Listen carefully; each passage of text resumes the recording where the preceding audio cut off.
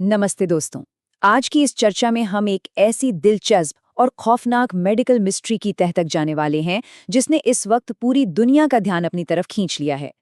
हम बात कर रहे हैं एक ऐसे साइलेंट खतरे की, एक ऐसे वायरस की जो बिल्कुल खामोशी से आता है और जब तक इसका पता चलता है तब तक अक्सर बहुत देर हो चुकी होती है। तो बिना वक्त बर्बाद किए सीधे इस रहस्य को सुलझाते हैं।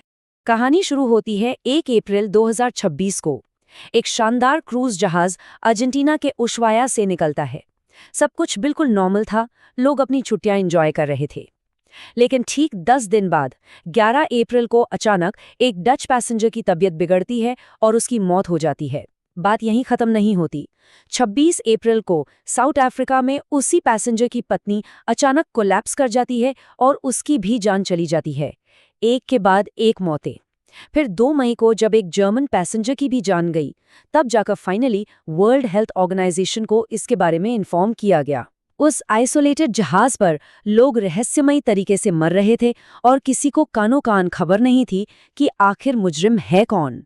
तो आइए समझते हैं कि आखिर ये हंता वायरस है क्या और इस ब्रेकआउट के पीछे का विज्ञान क्या कहता है।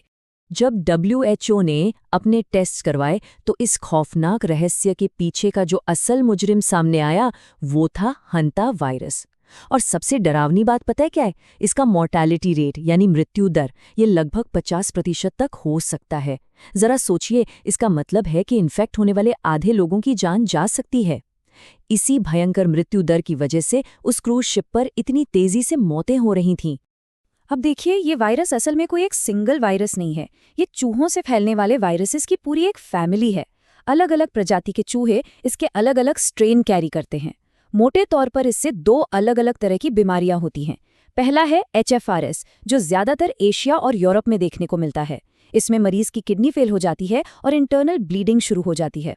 और दूसरा रूप है HPS, जो अमेरिका में पाया जाता है। ये और भी खतरनाक है क्योंकि इसमें फेफड़ों में पानी भर जाता है और इंसान की सांस रुकने से मौत हो जाती है। लेकिन जो बात सबसे ज्यादा डिस्टर्ब करने वाली है, एक बहुत ही कड़वी मेडिकल सच्चाई, वो ये कि इतने खतरनाक और जानलेवा वायरस के लिए आज की तारीख तक कोई भी FDA या WHO अप्रूव्ड वैक्सीन बनी ही नहीं है। कोई पक्का एंटीवायरल ट्रीटमेंट भी मौजूद नहीं है। मतलब अगर कोई इसका शिकार हो जाए तो डॉक्टर्स सिर्फ सपोर्टिव केयर दे सकते हैं। आखिर में इस वायरस से लड़ने का सारा जिम्मा मरीज के अपने शरीर और उसके इम्यून सिस्टम पर ही आ जाता है। अब नजर डालते हैं इसके इतिहास पर। हंता वायरस की ये 70 साल पुरानी क्राइम फाइल आखिर कहती क्या है? क्या ये वायरस 2026 में अचानक कहीं से टपक पड़ा? बिल्कुल नहीं। इस नंबर पर गौर कीजिए। 3000 से ज्यादा लोग। मॉडर्न हिस्ट्री में इस वायरस का सबसे पहला बड़ा हमला 1950s के दशक में कोरियन वॉर के दौरान हुआ था। उस समय अचानक से 3000 से ज्यादा अमेरिकन सैनिक एक बेहद अजीब बीमारी का शिकार हो गए थे, जहां उनकी किडनी ने काम करना बंद कर दिया था। डॉक्टर्स पूरी तरह से हैरान थे कि ये कोई प्राकृतिक बीमारी है या फिर दुश्मनों का कोई केमिकल वेपन। इस रहस्य पर से पर्दा उठने में पूरे 30 साल लग गए। 1980 के आसपास साउथ कोरियन वायरोलॉजिस्ट डॉक्टर हो वैंग ली ने आखिरकार ये साबित कर दिया कि ये बीमारी किसी केमिकल वेपन से नहीं बल्कि चूहों से फैलने वाले एक वायरस के कारण हो रही थी। उन्होंने ही इसका नाम साउथ और नॉर्थ कोरिया के बीच बहने वाली हंतान नदी के नाम पर हंता वायरस रखा। लेकिन इसकी सबसे ड्रामेटिक और खौफनाक कहानी सामने आई मई 1993 में। अमेरिका के नवाहो समुदाय में अचानक एक भयंकर आउटब्रेक हुआ और सबसे चौंकाने वाली बात यह थी कि एकदम स्वस्थ और युवा लोग इसके शिकार हो रहे थे। शुरुआत में इसका मृत्यु दर 75% था, मतलब हर 4 में से 3 लोगों की मौत हो रही थी। मेडिकल साइंस के पास कोई जवाब नहीं था। अब बात करते हैं मौसम और चूहों के उस अनोखे कनेक्शन की, जो इस वायरस का असल इकोलॉजिकल ट्रिगर है। 1993 की इस मिस्ट्री का जवाब किसी हाईटेक लेबोरेटरी से नहीं मिला, बल्कि वहां के आदिवासी बुजुर्गों की पुरानी कहानियों से मिला। उन्होंने एक पूरी चेन रिएक्शन के बारे में बताया। होता यह है कि जब एल नीनो वेदर पैटर्न के कारण बेतहाशा बारिश होती है तो वहां पिनियन पाइन नट्स की बम्पर पैदावार होती है। अब ये नट्स चूहों का सबसे मनपसंद खाना है। खाना ज्यादा मिलने से चूहों की आबादी में अक्षरशः ब्लास्ट होता है।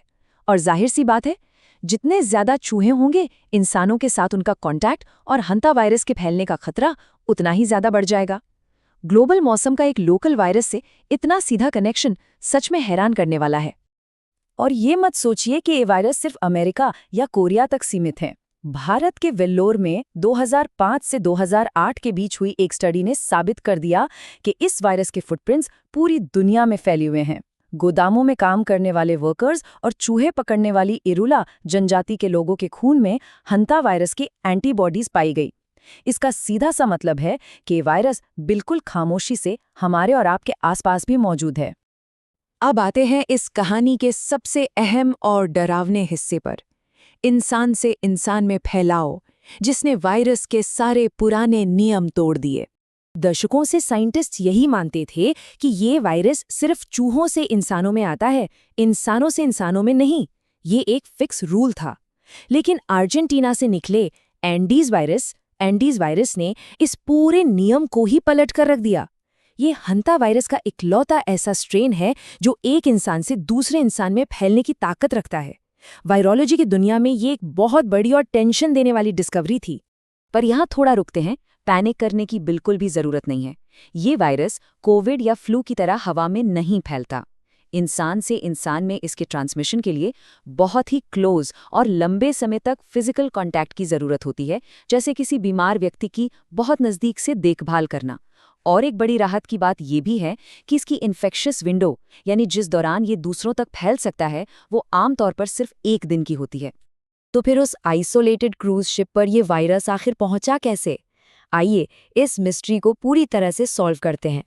मिस्ट्री अब सॉल्व हो चुकी है।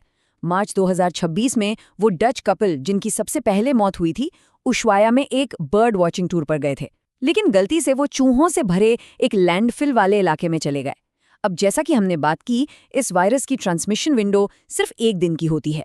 ये उनकी बहुत बड़ी बदनसीबी थी कि वायरस कैच करने के तुरंत बाद वो उस बंद जहाज पर सवार हो गए, और जहाज पर जाने के बाद ही उन्होंने वो एंडीज ट्रेन दूसरे पैसेंजर्स को पास कर दिया। और इसका नतीजा ये हुआ कि 10 मई 2026 को जब ये जहाज स्पेन के टेनरिफ आइलैंड पर डॉक हुआ, तब तक 10 कन्फर्म केसेस और 3 मौतें हो चुकी थीं। फिलहाल दुनिया भर की सरकारें पूरी तरह से अलर्ट पर हैं और पैसेंजर्स का इवैक्यूएशन और क्वारंटाइन बहुत तेजी से चल रहा है। आखिर में बात करते हैं बचाव की, और बिना सनसनी के फैक्ट्स का एक रियलिटी चेक करते हैं। ऐसी खबरें सुनकर डरना बहुत लाजमी है, लेकिन हमें न्यूज़ की सनसनी से बचना चाहिए। सबसे बड़ा सवाल जो सबके दिमाग में आता है, क्या ये अगला पैंडेमिक बनने वाला है? वर्ल्ड हेल्थ ऑर्गेनाइजेशन का बहुत ही साफ शब्दों में कहना है, नहीं, ये कोविड की तरह हवा से फैलने वाली बीमारी नहीं है। इसके फैलने की शर्तें बहुत सख्त हैं, इसलिए ग्लोबल लेवल पर इसका रिस्क अभी भी काफ़ी कम है। तो बचाव कैसे किया जाए? इसके तरीके बहुत ही बेसिक और रोज़मर्रा वाले हैं। अपने घरों को अच्छी तरह सील करें ताकि चूहे अंदर ना आ सकें। अगर किसी पुराने बंद कमरे, शेड या गोदाम में जा रहे हैं तो हमेशा N95 मास्क और ग्लव्स पहनें, क्योंकि धूल में वायरस हो सकता है। खाने पीने की चीज़ों को कभी खुला ना छोड़ें और कचरे का सही तरीके से निपटान करें। याद रखिए, बिना वैक्सीन वाली इस बीमारी में हमारी अपनी जागरूकता और साफ सफाई ही सबसे बड़ा और इकलौता हथियार है।